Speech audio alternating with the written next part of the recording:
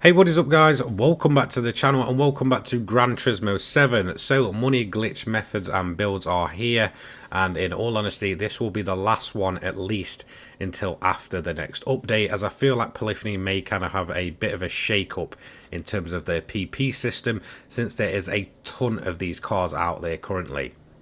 I will have another couple of videos really tomorrow focusing on really all of the cars and discussing them, as well as a bit of a fun video in terms of racing them all together, so make sure you're ready for that one. But let's go ahead and use the Toyota Supra for this one. Now if you want to buy this car, quite often it will show up in the used car dealer. It's currently not in there. However, if you have played through the cafe menus, you will know you get this car for free. You need to complete menu book 32, which is the Supra collection, and as you can see it's the second car in the middle, the 1997 model. So basically everyone should have one of these on hand. And in terms of what you need to do to be able to get this under 600 performance points is ensure that you have the wide body modification on. Now I'm unsure on the price, but it should be around about 100k. In terms of your wheels, you need anything that is non-standard. I've just gone for the same ones as Rocky over here.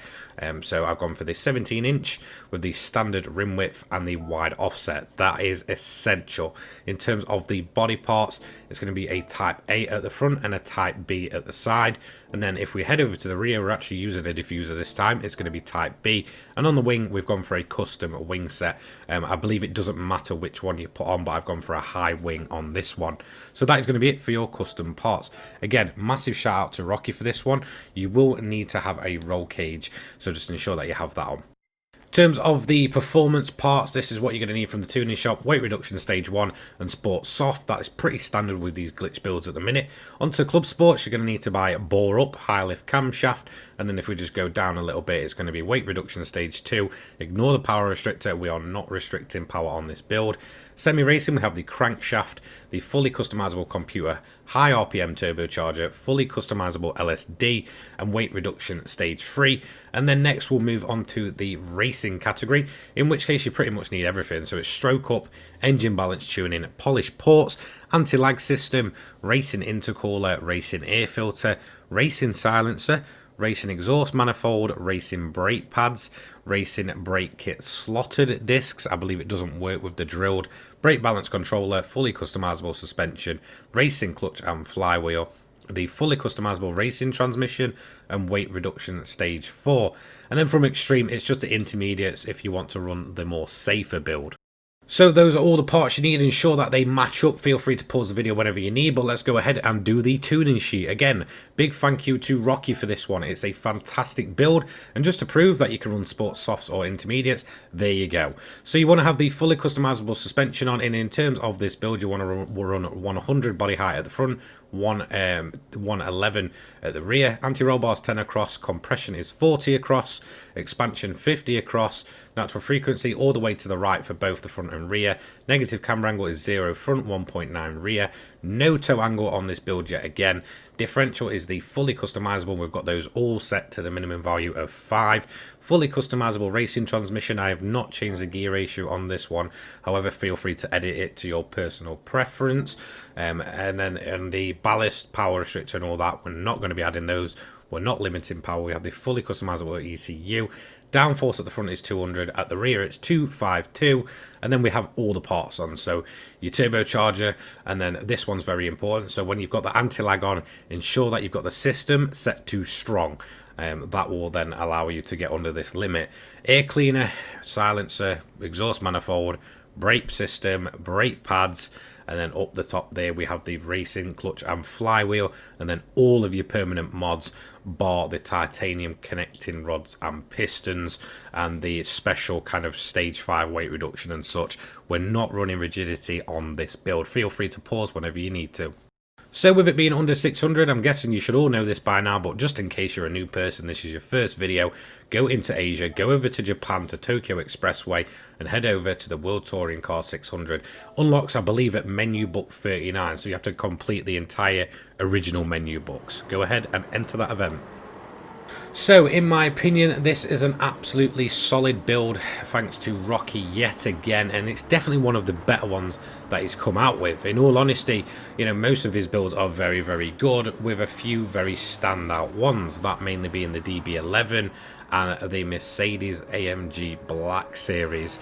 Now, this one, though, kind of sits in a nice middle ground of not being overly quick in a straight line. It will still hit well over 210 miles an hour, but it's very, very stable. I found this one the easiest one to drive. So if you've tried all the other glitch builds and you can't really get to grips with them, or you're finding maybe the likes of the Black Series have just got too much power, you know, putting out over 1,000 brake and it's a bit uncontrollable, then I'd highly recommend going and using this Supra. It's rather modest in terms of power output, about 777, which sounds a lot, but in comparison to something like the Challenger or the the Charger or the Mercedes, it's really not putting out that much horsepower. So much more controllable, much nicer to drive, very much I'd say on par with the DB11, but better in terms of its handling. So let's go ahead and use the strategy that I use. I'll obviously take you step by step through it.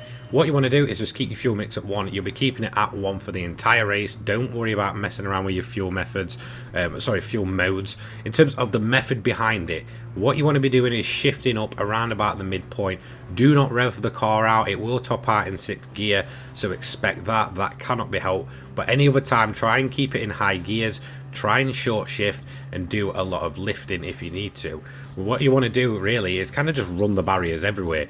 In all honesty, yes, it might be sleazy, yes, it might be cheap, but who cares? You're playing the single player portion of this game. Just have fun with it and do it your own way. If you want to do a normal lap, go ahead and do it. If you want to ride the walls, it is honestly much quicker. So in terms of that fuel saving, like I said, just ensure that you're lifting when you need to, ensure that you're not absolutely revving the hell out of the car, because trust me, you over rev it, you are going to run out of fuel. We're basically keeping it at its maximum output for the best kind of lap times, but at the same time you want to be saving that fuel by essentially short shifting. So manual transmission, I would massively advise. Automatic, it's kind of all over the place, plus it's a lot slower than running a manual. So in terms of your opening lap, it's what I like to call the survival laps, and in all honesty, in this car, it is really not that bad. You know, these are the laps where you kind of just want to take your time, get the wet surface out of the way, you know, get ready for around about lap 4 and lap 3 really, where it starts to dry up. Lap 4 is pretty much dry conditions in terms of your tires. At that point, you've then got the crossover between the inters and the sports softs, so you know, just be prepared for that. If you go sports softs, you're going to be kind of crawling around in terms of your opening few laps, but once you get to lap 4, you're going to be much quicker than the inters, and then vice versa. Now in terms of this build itself, again, like I said, short shift, keep it at fuel mix 1. In terms of your difficulty, you want to run hard difficulty. You want to essentially try and reduce the amount of times that you're actually, you know, kind of lapping the AI. They will massively slow you down if you catch them in the wrong place, which quite often I do. Once you get to lap 4, like I said, it's going to be dry conditions. You want to just get yourself through one more final lap. So complete lap 4, and on the way to lap 5, dip yourself in the pits. So end of lap 4, straight in the pits. Put yourself a brand new set of intermediate tyres on and fill the car to maximum fuel. You are going to be doing this twice, so you are going to be doing a 2-stop method. However, you're going to be pitting a little bit earlier than you would in some of the other cars. However, it will work out pretty well in terms of kind of your overall lap. So you're essentially doing a lap 4 pit, a lap 8 pit, and then you are obviously done on lap 12, so you won't need to pit yet again. So like I said, put it all the way to the maximum amount of fuel and be ready to just essentially get on with what you was already doing. At this point, there's honestly no reason to change up your strategy. If you're finding that you're not lasting 4 laps with the fuel, then you're probably pushing the car a little bit too hard. In terms of that, just, you know, shift even shorter. And now I did take a massive L on this run, completely running myself into the barrier and getting myself pretty much stuck. Now, obviously, I know there's AI behind me because I've just lapped them, so I was as, you know, comfortable as possible just letting them through because I didn't want to risk losing that clean race bonus. Again, you will lose it if you hit the AI. You'll also lose it if you start running the lines at the last hairpin. Obviously, take your second pit stop at the end of lap 8. Again, rinse and repeat, so put the inters on, fill the car to full, and that is going to be it for you.